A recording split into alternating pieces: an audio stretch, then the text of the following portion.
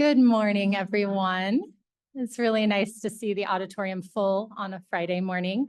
My name is Ann Kinseth, and I am the Director of Education here at the Meadows Museum. And I'm so pleased to welcome you all as we kick off our Fall 2025 Luis Martín Lecture Series in the Humanities. So this fall's Martín Lecture Series is titled The Alhambra and Beyond, Tracing Spain's Islamic Legacy. And it explores how Spain's medieval Islamic past has been perceived and reinterpreted since the 19th century through fine arts, popular prints, and other media. The series accompanies the exhibition, Unearthing the Legacy of Islamic Spain, which is on view here at the Meadows Museum in our upper galleries through January 5th. And it is my pleasure now to introduce the curator of this exhibition and our speaker for this morning, Cristina Aldrich. So Cristina Aldrich is the current Center for Spain and America CSA Curatorial Fellow here at the Meadows Museum. Her research examines a broad spectrum of Spanish art, including medieval sculpture and their role in shaping identity, as well as the reception of Islamic art in the 19th century. Cristina's current exhibition, Unearthing the Legacy of Islamic Spain, explores the lasting impact of Islamic art and architecture on Spanish cultural identity.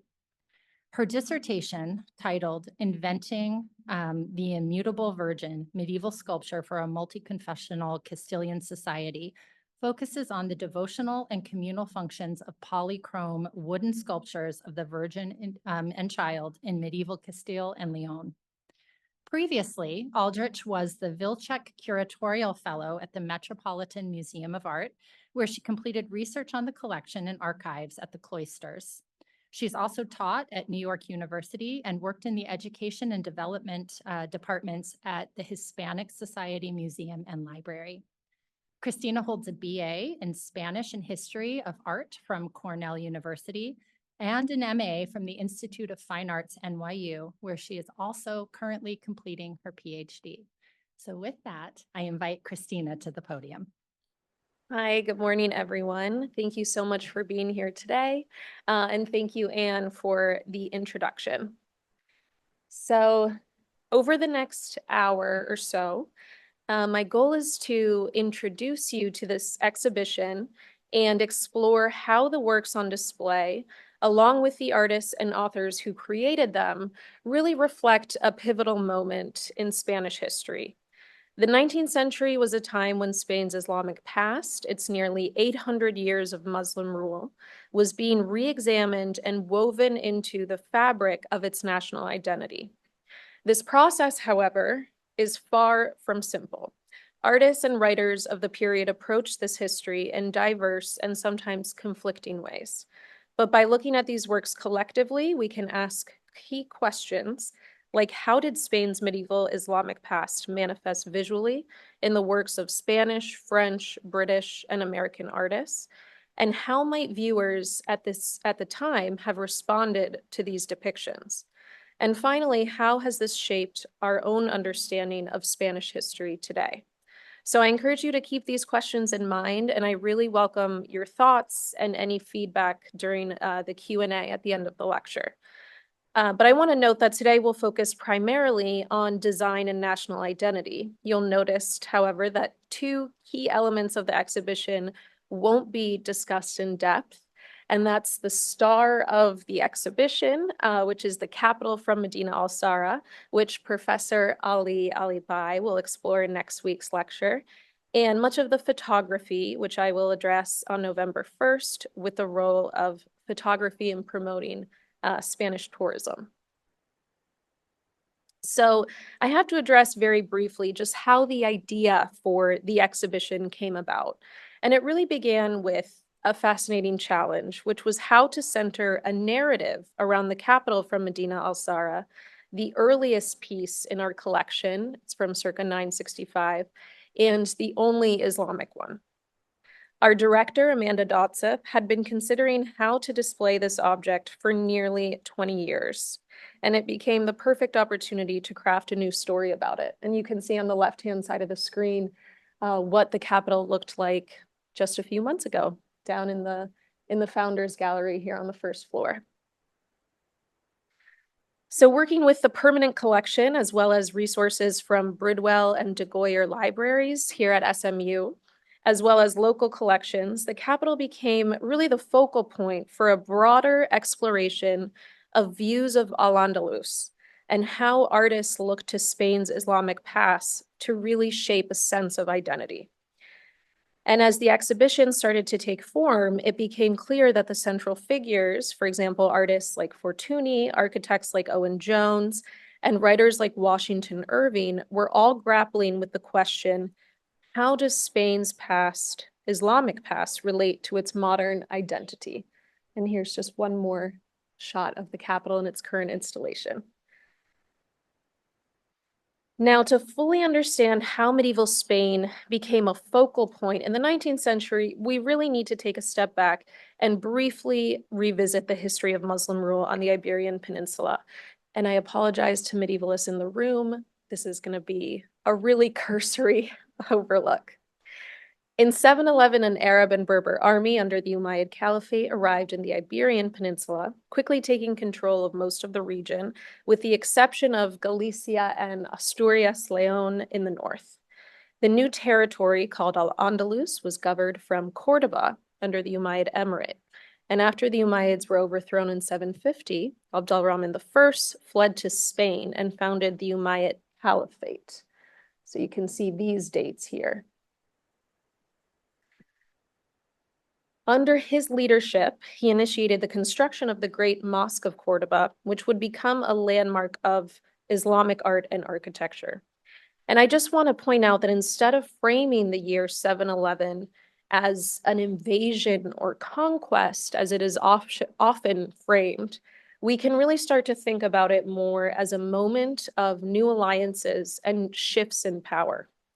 Now, the breakdown of the Umayyad Caliphate in 1031 led to the emergence of smaller Taifa kingdoms, marking a period of political fragmentation, but also cultural flourishing. And these kingdoms were eventually absorbed by the Almoravids and later the Almohads, which were two North African Berber dynasties. And I'll just pause here to point out sometimes the way visually that the Umayyad Caliphate is represented. And we're actually quite lucky to have a number of key pieces produced under the Umayyads in US collections, but you'll often see architectural fragments like capitals from Madinat al-Zahra. You'll also see that ivories, carved ivory, is very much representative of Umayyad, Caliphal, and really this luxurious courtly art that is produced, especially in the 10th century. But it's remarkable the amount of ivory that survives from this period. And I just want to point out as well that the maps that are often shown to sort of explain this period, this medieval period of Spanish history, are useful, but they also really are an incomplete picture of what's going on. Because if we consider even the Taifa kingdoms of the Iberian Peninsula, these small kingdoms in the 11th century, when you move into the 12th century, you actually have a period where the Taifas and the Islamic kingdoms are gaining more territory from the Christian north. So it's not a progressive Christian victory that leads eventually to just the final kingdom of Granada. It really is a much more complicated situation. But I want to point that out because these maps are often shown just to really explain one solid history, but it's much more complicated than that. And I'll finish by saying the Nasrid dynasty, which came to power in 1232, established the Kingdom of Granada, the last Muslim stronghold on the Iberian Peninsula. And the Nasrids are really best known for the construction of the Alhambra, which has become an emblem of Islamic Spain. The Nasrid kingdom was eventually defeated by Ferdinand and Isabella in 1492, which marked the end of Muslim rule in Iberia. And I'll note again that we are quite lucky to have a number of emblematic works in American collections, including textile fragments. You can see one here from the Metz collection, but there are also a number of ceramics that survive, incredible ceramics like this Alhambra vase from the 14th century, which is in Madrid. And you see here a detail of tile and plaster work that is from the Alhambra, and also very emblematic of the sort of decorative and ornamental work that was coming out of this period. Okay, now a huge leap. We're shifting into the 19th century. And this period in Spain was also one that was defined by a whirlwind of political upheaval, wars, and revolutions. This was a time when Spain was grappling with its identity, really as a modern nation. And the century opens with the Peninsular War, which took place from 1808 to 1814, where Napoleon invades Spain and installs his brother, Joseph Bonaparte, on the throne. Spanish resistance and guerrilla warfare eventually led to the French retreat, and this conflict gave rise to strong nationalist sentiments. The devastation from the war was immense, and I should note that it also sparked a huge interest, really foreign curiosity about Spain. And French, British, and other European artists really begin to start traveling to Spain after the war to explore. And I had to show Goya's 3rd of May as a kind of one of the most emblematic images of this moment in 19th century history, which I'm sure many of you are quite familiar with. And on the other hand, amidst all these political moments, we also have really important cultural and artistic moments taking place. Washington Irving and the romantic rediscovery of the Alhambra really begins in the 1830s. Around the same time, we have British architect Owen Jones and French architect Jules Goury, who were studying and documenting the Alhambra's details. And this would inspire European artists and architects to incorporate Islamic design into their work. Now, in the second half of the 19th century, we have, again, this sort of juxtaposition between an incredibly tumultuous period historically and politically, and also a period marked by significant cultural and artistic moments. In the 1859 to 60, we have the Hispano-Moroccan War. In 1868, Isabella II is deposed.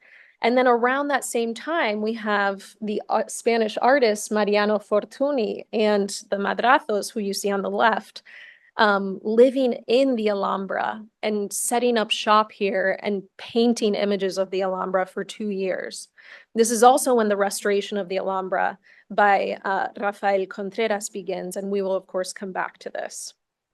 Then we also have, on the other hand, the Glorious Revolution. We have further upheaval in the 1860s up until 1874, when Queen Isabella II was deposed and Spain entered yet another period of uncertainty.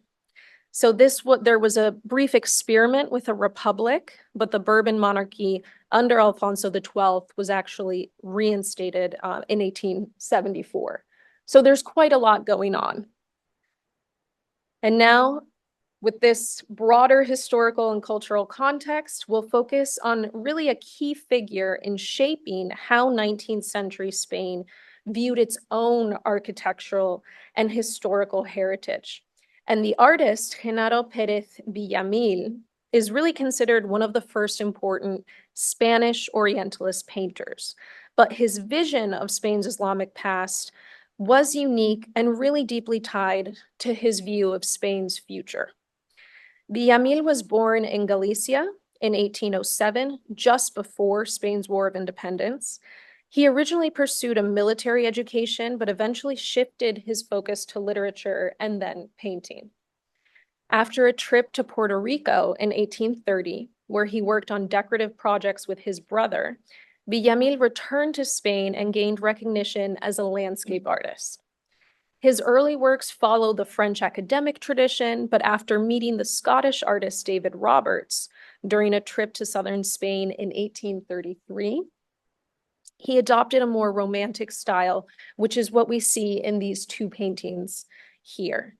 The style really blended grand, picturesque visions of Spain's landscapes and architecture and became central to his work.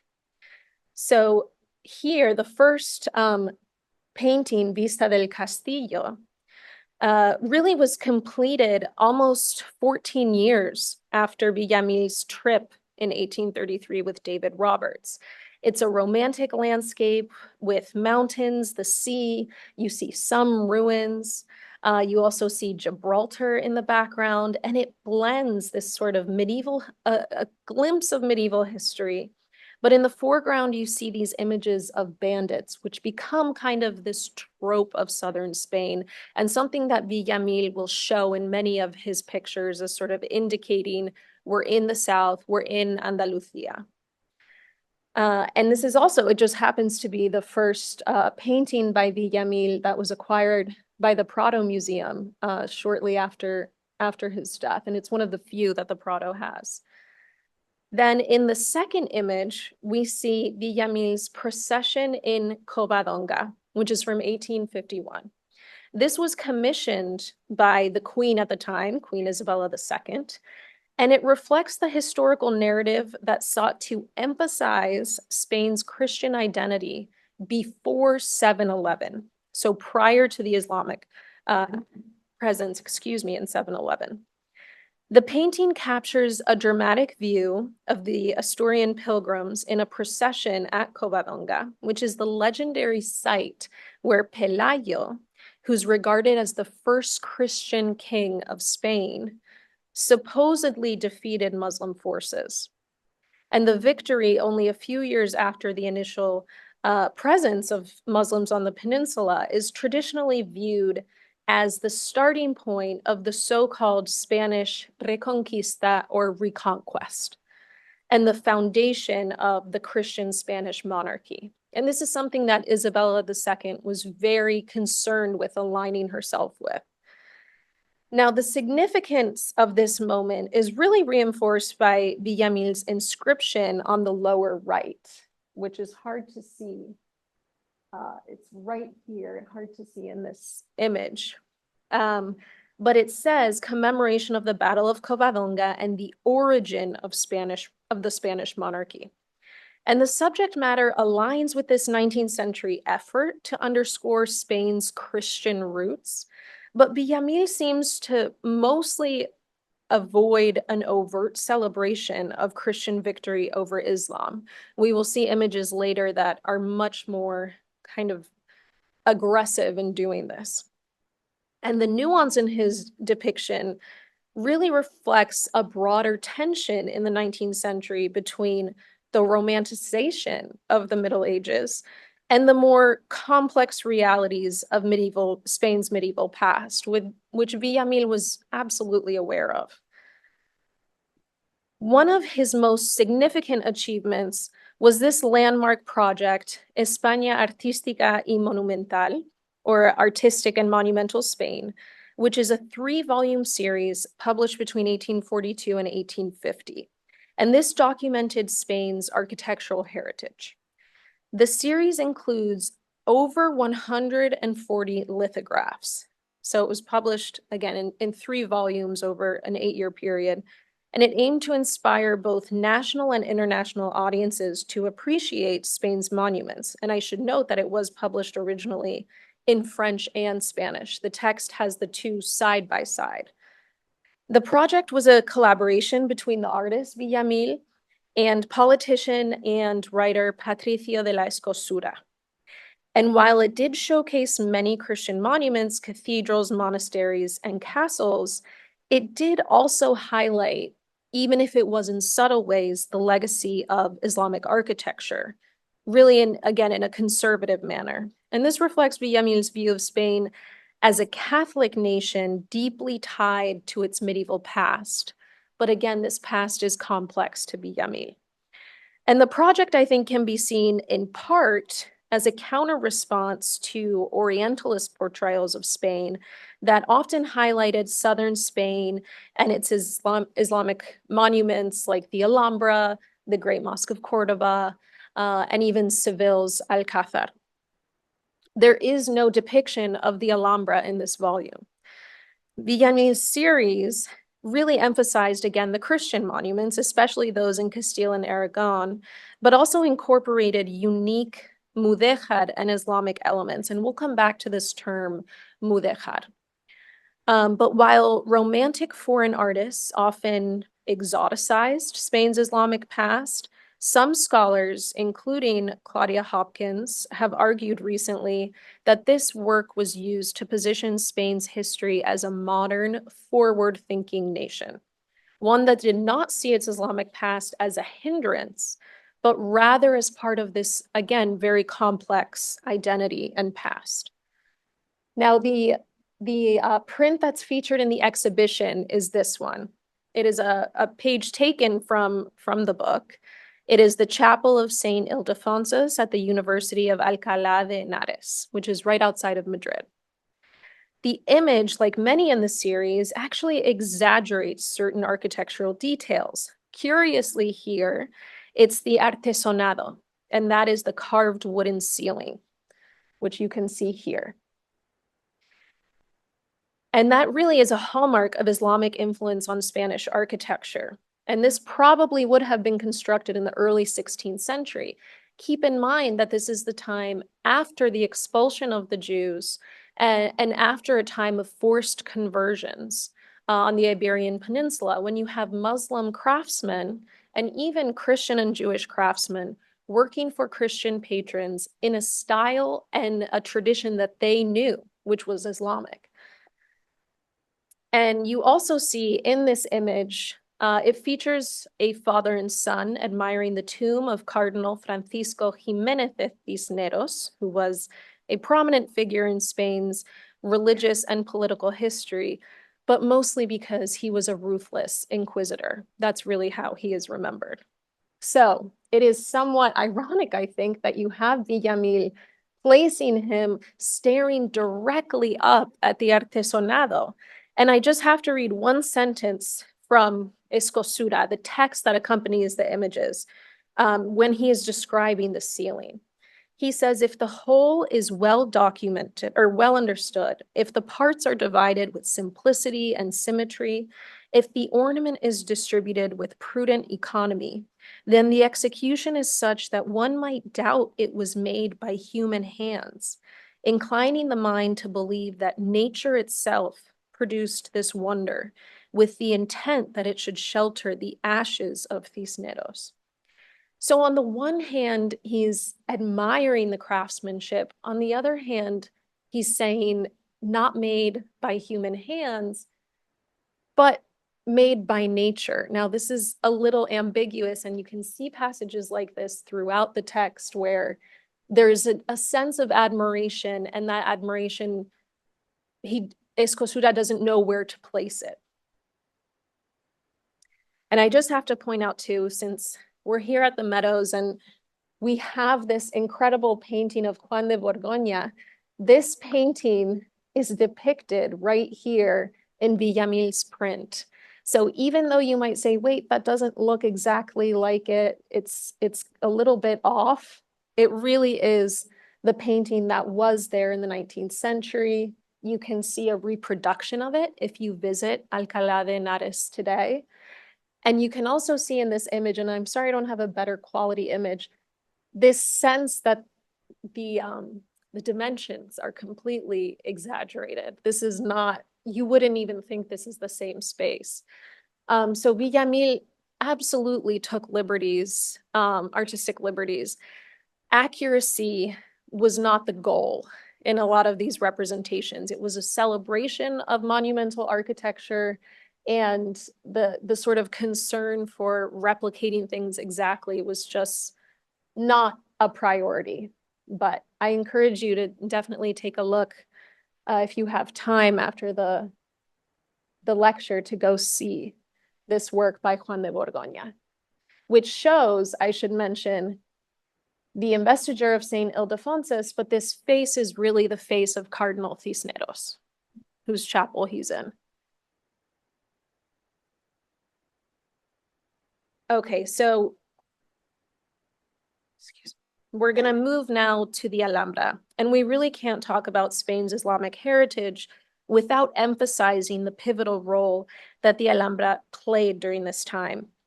Its resurgence as a cultural symbol can be attributed in part to the success of Washington Irving's 1932 publication, Tales and Sketches of the Moors and Spaniards. And Irving's portrayal helped shape how an international audience would come to see and understand the Alhambra for decades to come.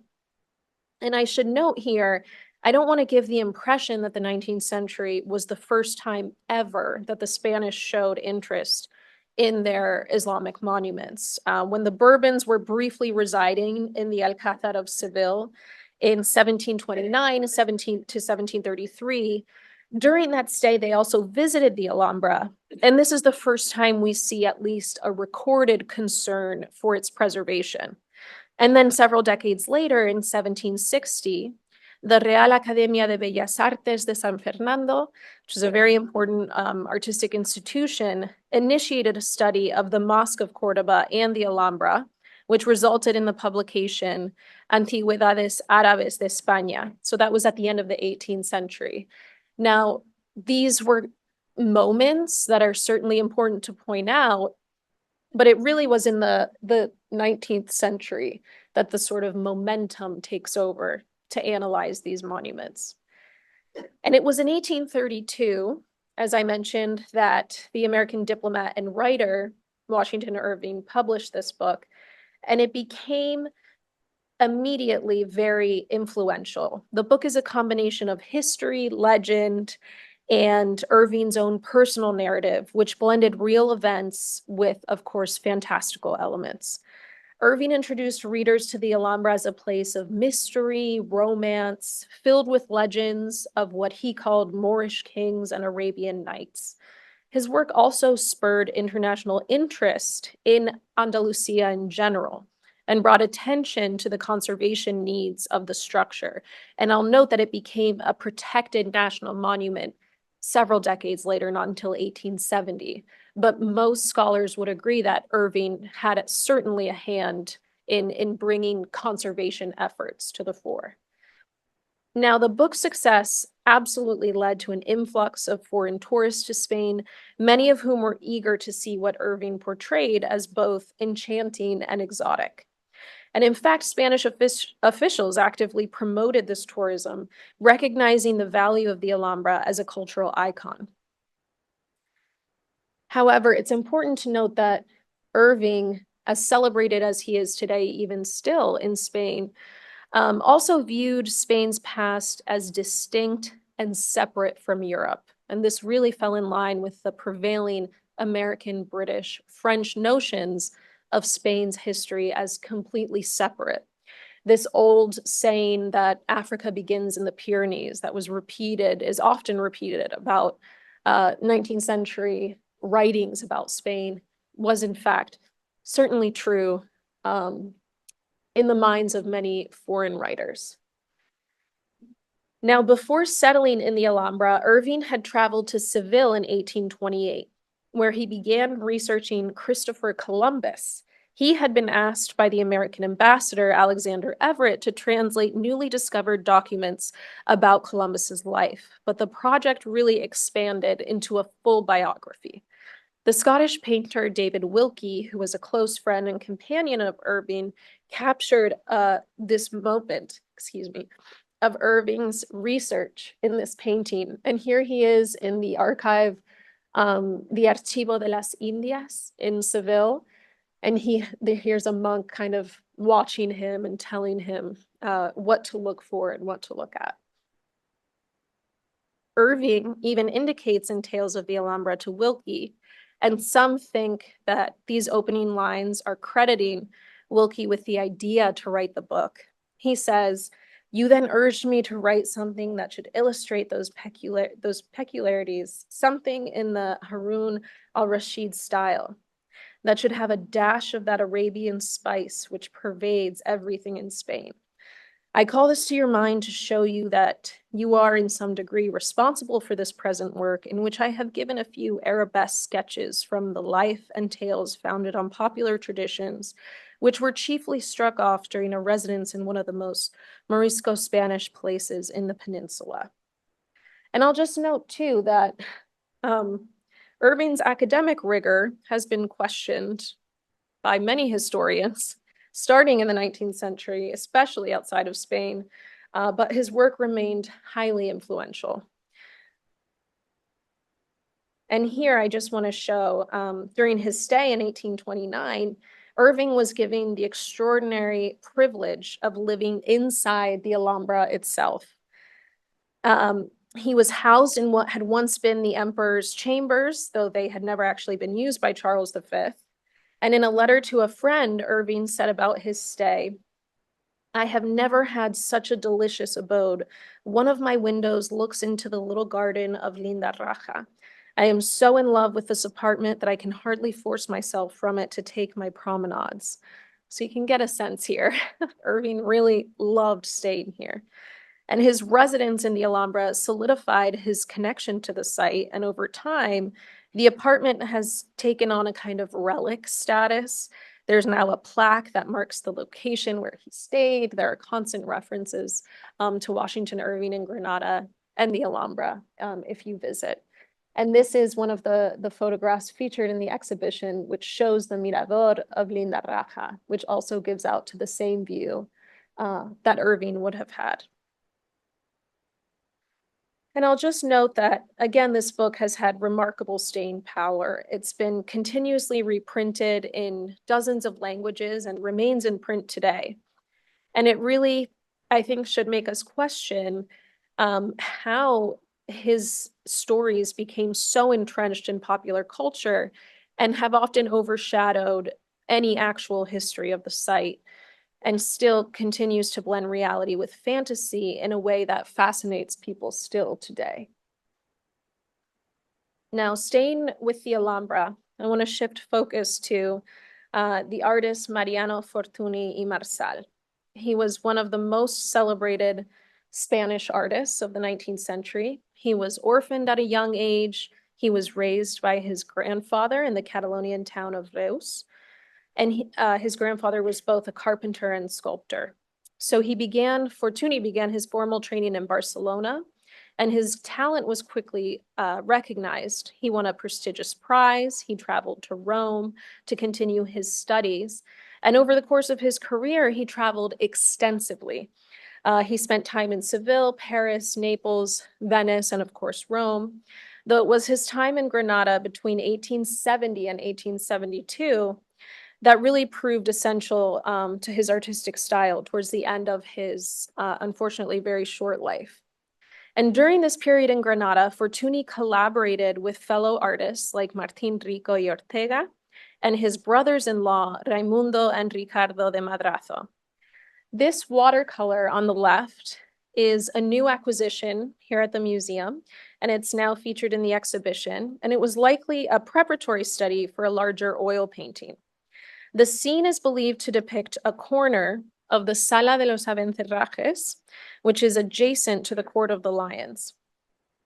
The work really captures the intricate muqarnas ornamentation, which is right here, an iconic feature of Islamic architecture that gives the space its honeycomb-like niche-filled design. The watercolor is not just a study in architecture, but really serves as a historical record of the polychromy that once decorated the Alhambra's walls, much of which was removed during later restorations. And one of Fortuny's most famous works, The Slaughter of the Abencerrajes, was painted around 1870, so during this time in Granada, and is now housed at the Madinat, the museum in Barcelona. It's a large, dramatic painting and inspired by a legend from the Nasrid period, which tells the story of a massacre that allegedly took place in this space in the Alhambra, the Sala de los Abencerrajes. And according to the tale, members of the family were murdered at the order of the Sultan.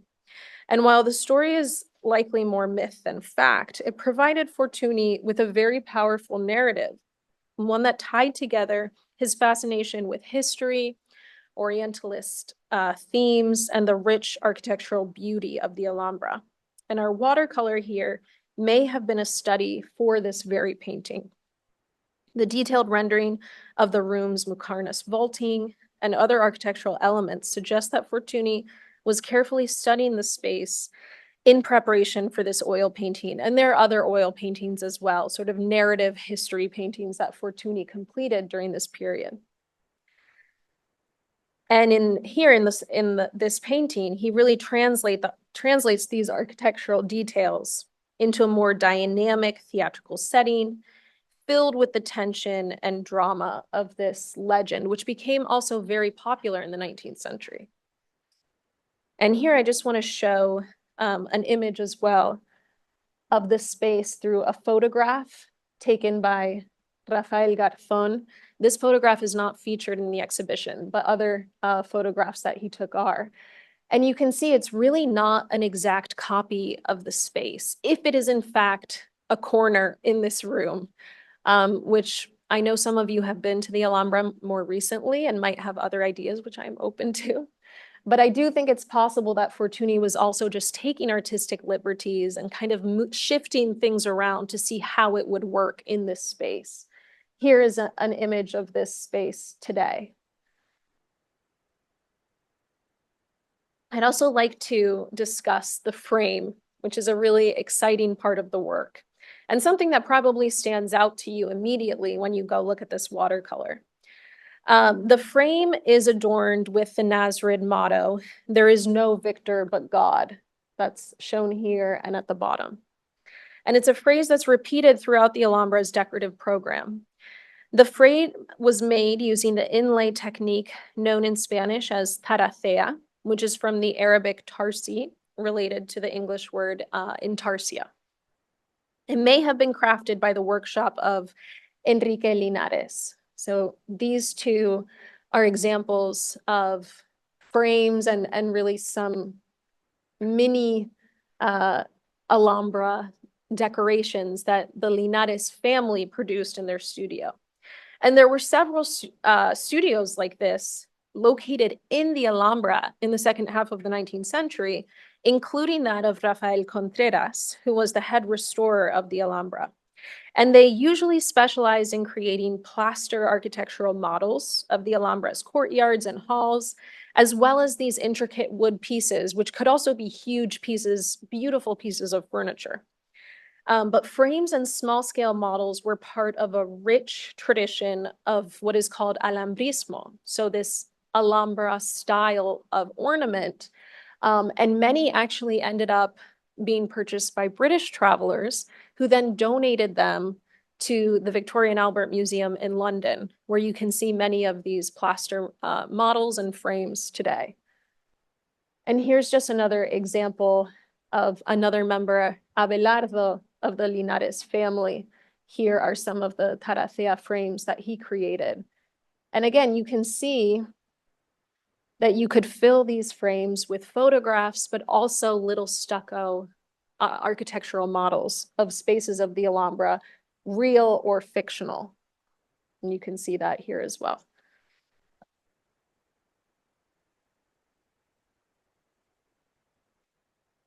And some, I'll just point out as well, that some of these had really precious materials as well, like ivory and mother of pearl.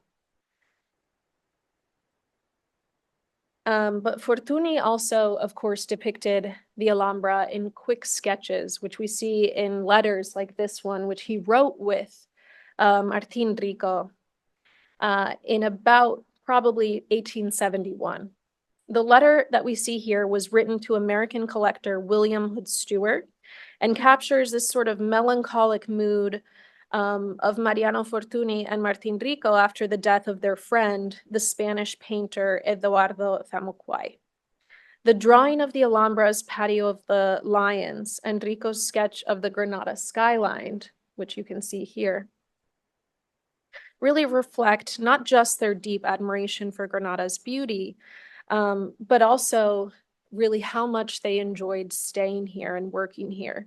In a letter to his friend Attilio Simonetti, Fortuny even described Granada as the most beautiful Arab palace you could ever imagine, of such luxury and richness of ornamentation that the walls seemed covered in lace. And while this letter really doesn't explicitly address any issues of national identity per se, I think it reveals Fortuny's understanding of Granada's appeal to international audiences. As a commercially successful artist, Fortuny and other Spaniards knew that depictions of Islamic Spain, especially of the Alhambra, were highly marketable, particularly in Paris, where Fortuny's dealer was operating, Goupil. And I just want to finally point out again that Rafael Contreras, this restorer, played a significant role in restoring the Alhambra and adding decorative elements to enhance what he called its Oriental appeal. So these changes really shaped how both Spanish and foreign visitors perceived the Alhambra at the time, and they blended these elements that were really romanticized personal visions of Contreras. For example, this addition to the fountain in the Court of the Lions is not a Nasrid feature. This is a 19th century Contreras addition. And you can see it was removed in the 1950s. It's no longer there. Same with this dome that was added by Contreras to, again, give what he thought was a more Oriental look. And you can see this was absolutely not part of the Nasrid architecture. It was removed in later restorations. But this happens not just at the Alhambra, it happens at other sites as well. You know, heavy-handed restorations that, of course, are not really in line with today's practices. Now we're going to stay with the Alhambra and shift to Owen Jones and the grammar of ornament. So Owen Jones, pictured here, was a pioneering British architect and designer, really known for this design manual, The Grammar of Ornament, which is featured in the exhibition. The book offered a comprehensive catalog of decorative patterns from around the world, and he systematically organized ornamentation by region and style, including Islamic, Indian, Greek, and a number of categories that he decided on. Jones sought to really distill universal design principles that could be applied across various disciplines, from architecture to textiles. And he really had this emphasis on harmony, geometry, and the relationship between form and decoration. At the age of 23, he embarked on his grand tour and visited Italy, Greece, Egypt, and Turkey. And the trip was especially significant for Jones because it provided him the opportunity to study architectural polychromy, a concept that really contradicted the prevailing idea of ancient architecture as purely white. And as we just saw at the Alhambra, an idea that Contreras certainly wanted to preserve when he was scrubbing away polychromy off of the decoration at the Alhambra. Now, the Alhambra was central to Jones's work.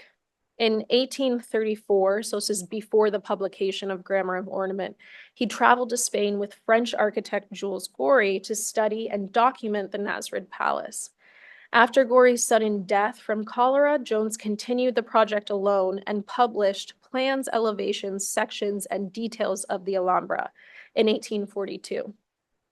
The detailed study of the architecture and ornamentation was really a landmark work. It had a profound influence on later theories about design and ornamentation. And these ideas, of course, then get integrated into the grammar of ornament.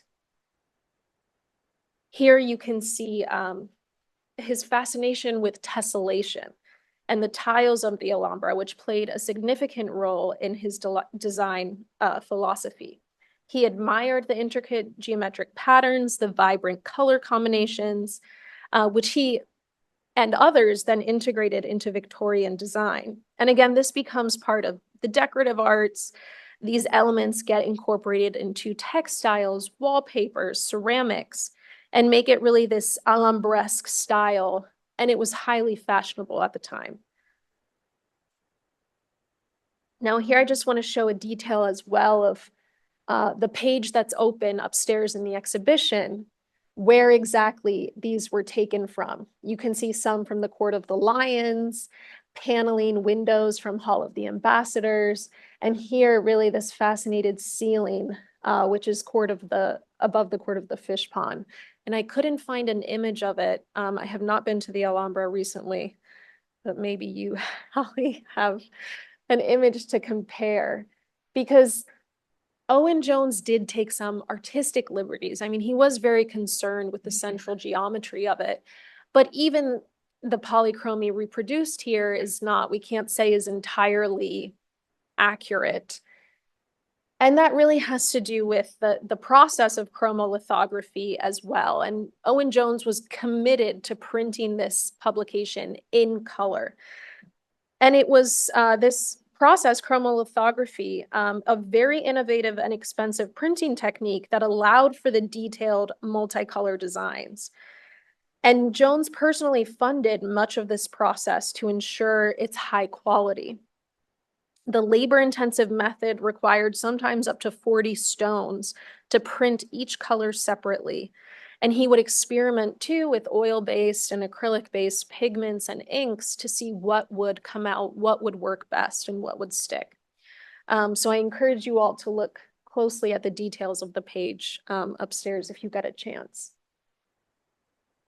And I'll just conclude by saying that Owen-Jones really classified all different Islamic art in a way that kind of led to the culmination in the Alhambra and the Nasrid Palace. So he considered what he called Arabian ornament as the foundation of Moresque or Nasrid ornament. This plate, which is featured upstairs, Arabian #1, depicts fragments of stucco ornament from the Mosque of Ibn Tulun in Cairo, which is a 9th century mosque built in 1876. And Jones considered this the earliest Islamic style. He believed that these designs really, again, reached their peak in the Alhambra. And I should note that these ideas he had about how to categorize and rank Islamic art and ornament have really had lasting impacts throughout even the 20th century in how we study Islamic ornament today. Now, having explored the Alhambra, we're going to turn our attention to another key cultural hub, which is Seville. So Seville has the Alcázar and the iconic Giralda, which played a crucial role in this romantic reimagining of Spain's Islamic past. Here we have this painting in the part of the permanent collection, which is Joaquín Domínguez Becker's Ladies and Gentlemen visiting a patio of the Alcázar. Domínguez Becker was a prominent figure in 19th century Seville's artistic and literary circles. He belonged to a distinguished family that included his cousin and fellow painter, José Domínguez Becker, and they were both key exponents of what is called costumbrismo, so a genre that depicts the customs and daily life of Spaniards. He was also the director of the Sevillian Commission for Artistic Monuments. So again, think like Rafael Contreras. He played really a significant role in the care and restoration of the Alcázar, which he often then features in his paintings. And I should note, he lived in the Alcázar for many years, a privilege that he requested in exchange for his unpaid role as the palace's restorer. And he also had some heavy-handed interventions. In this painting, in Ladies and Gentlemen visiting a patio of the Alcázar, he captures the beauty of the Patio de las Muñecas, or the court of the dolls, and really showcases his skill in manipulating light, shadow, and color to emphasize the intricate stucco and tile work. And I'll note, for those wondering, the court of the dolls gets its name from these small carved faces or dolls that adorn some of the capitals of the arches in the courtyards, which is hard to see here, but they're located here. So the painting really doesn't just reflect this, of course, artistic talent, but he also potentially included himself in the scene here, holding the keys to the Alcázar as he is in charge of the restorations, and kind of looking out at this couple and this gentleman kind of admiring perhaps not just the architecture, but also his own restorations. And here I would just like to point out the sort of manipulation of space that Becker was capable of in many of his paintings. I like to think of this painting really in conversation with documentary photography at the time. This is 1857. You have the rise of documentary photography. And I think Beckett is almost making a conversation saying, look what I can do with paint that photography can't. And it is a bit of an invented space. This is not really what this patio looks like. This is actually a photograph of a painting in the exhibition by Emilio Bauschi. And here's an image, I think of that wall in the Alcázar. It's hard to get an exact side by side. But you can see how the space is also a result of Beckett's own sort of imagination and invention. And here is another, this is the Patio de las Doncellas. I'll leave this for discussion in a couple of weeks with photography, but just so you can see too, a lot of the interventions and archaeology that has taken place since the 19th century. And there has been a lot of work done there. Here's Beckett's depiction of that same space, of the patio of the maidens here. And this is in a private collection, so I apologize about the grainy quality, but you can see again this play of light and shadow, of contrasting colors, of getting every detail of the stucco and tile work in painstaking detail. And I should note that Beckett really was not just painting images of the Alcázar or these costumbrismo images of Spanish customs. He also was creating historical paintings like this Treaty of Wadras.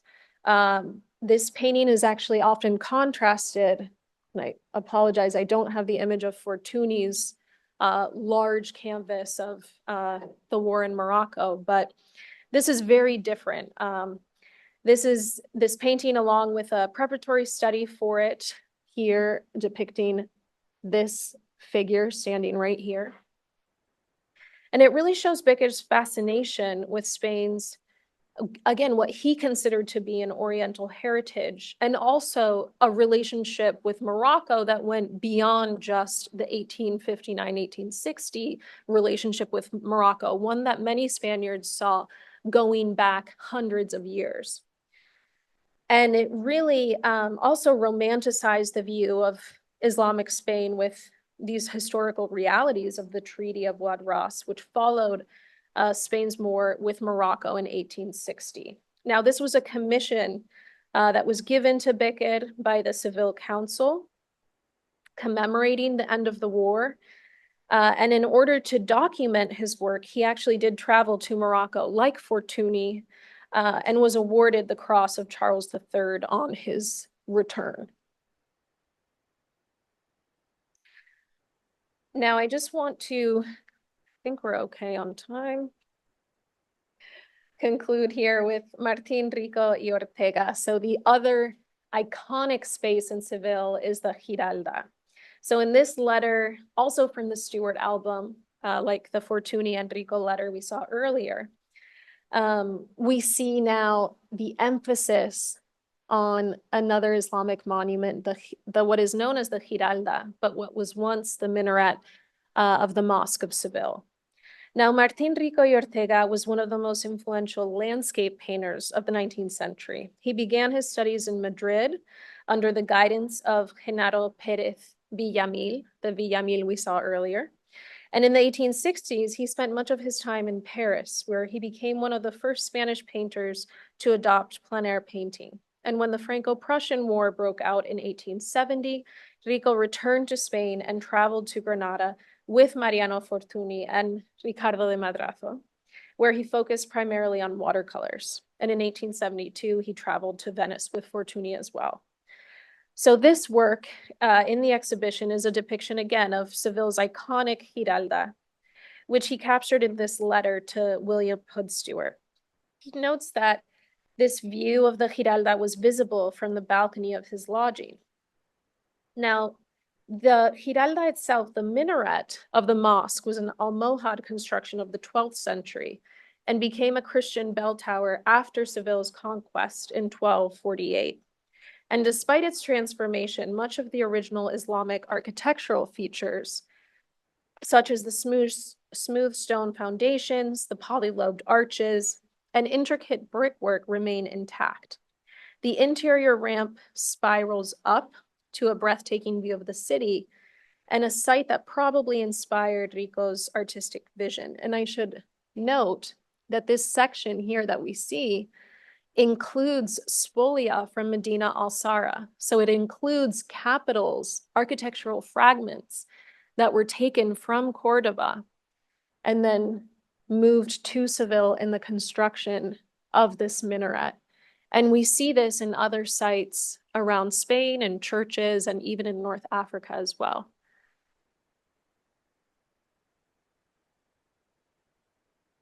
And this is really showing how the Giralda becomes the symbol of Seville. You have British artists like David Roberts depicting it prominently. It also becomes a feature in postcards and stereographs, in other sorts of souvenirs. So it really becomes an important marker of the city. And just by way of conclusion, I want to share some recent scholarship on this topic. Claudia Hopkins is an art historian based in the UK who actually just won a book prize, the Marc Raglan Book Prize by the Custard Institute for a previous publication on Romanticism in Spain. Now, this book just came out very, very recently. It's from this year, Art and Identity in Spain. And I'd like to share this quotation. So, modern Spanish attitudes to Islamic culture are based on a unique history of prolonged, exceedingly complex interactions between Christians, Jews, and Muslims during the time of al-Andalus. In Spain, therefore, artistic approaches to Islamic cultures are not predicated on the geographical distance that underpins Northern European Orientalist expression, but rather on proximity. And this is what she calls an orient within.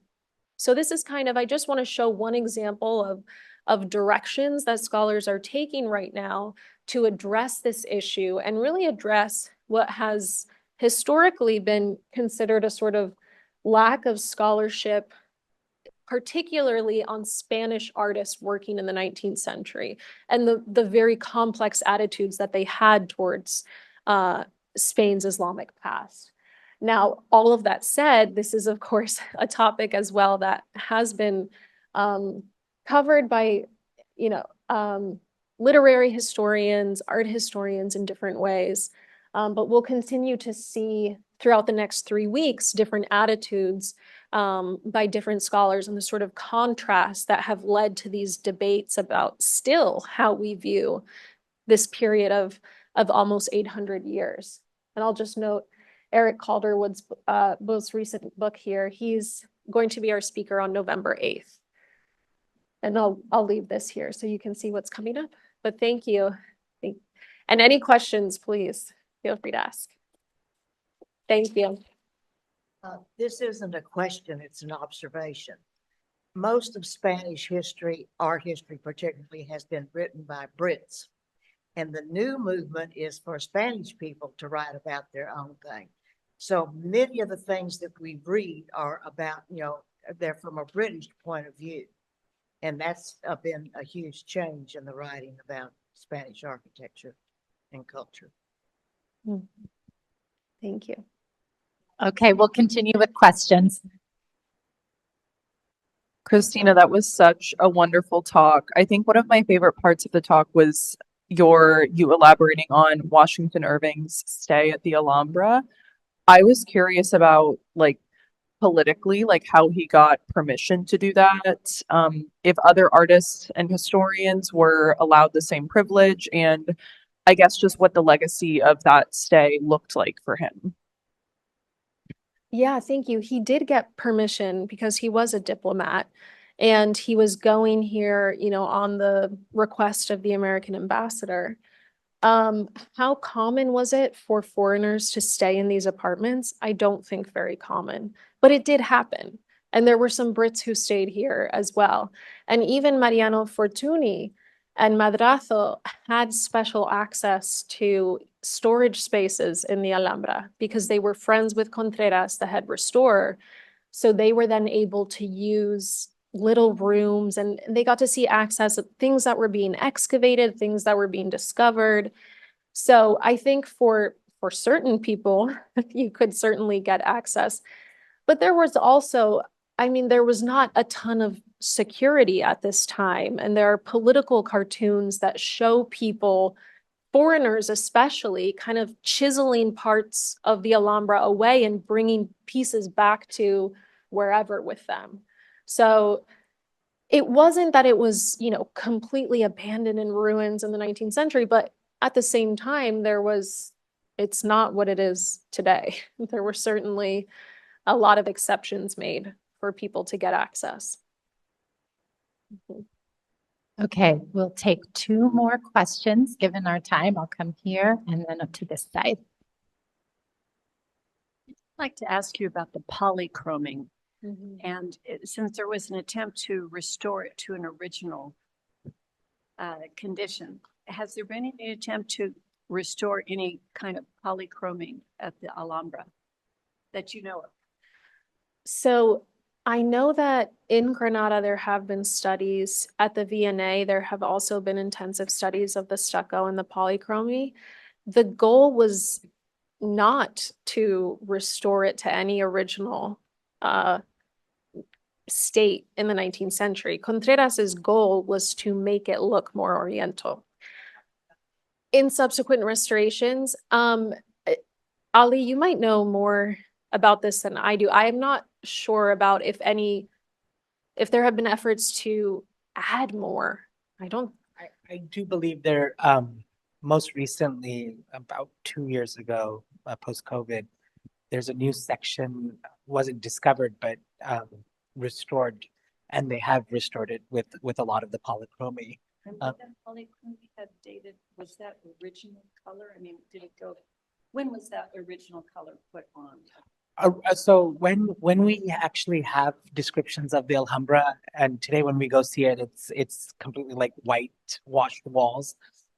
In a lot of the medieval poetry and the medieval descriptions, they describe it as like carpets hanging on the wall. Yes, very. So actually, with the original construction, it was polychrome, and it's just like Greek and Roman marble statues. We don't imagine them as colored, but when you go there, you kind of have to have this other element that these rooms were actually completely colored. Yes. Thanks. Okay, we have time for one more. Terry, did you have one?